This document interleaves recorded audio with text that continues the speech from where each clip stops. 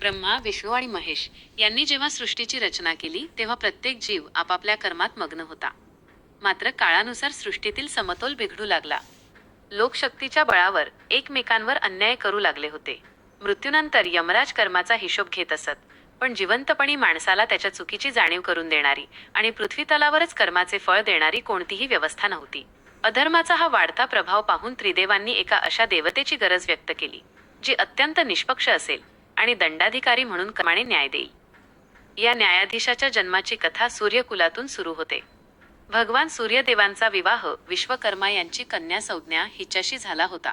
संज्ञा सूर्यदेवांवर प्रेम करत असे, पण त्यांचा सुवर्ण समान उजळ वर्ण आणि सूर्याचे प्रखर तेज तिला शारीरिकदृष्ट्या सहन होत नव्हते.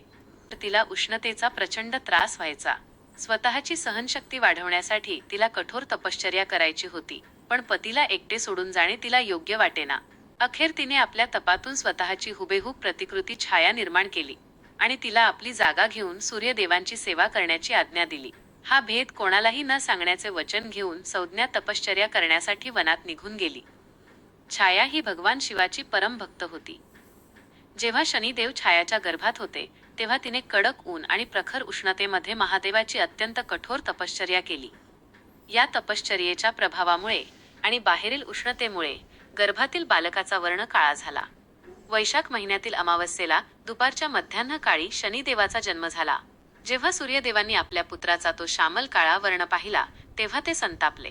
स्वतः अत्यंत तेजस्वी आणि उजळ रंगाचे असल्याने हा काळा पुत्र आपला असूच शकत नाही असा संशय त्यांनी घेतला आणि पुत्राचा अपमान केला.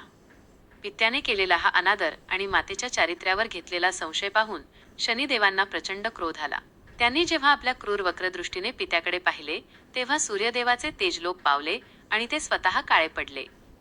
सूर्याचे रथ जागची हलेनासे झाले. ही भयानक स्थिती पाहून ब्रह्मा आणि शिव तिथे प्रकट झाले.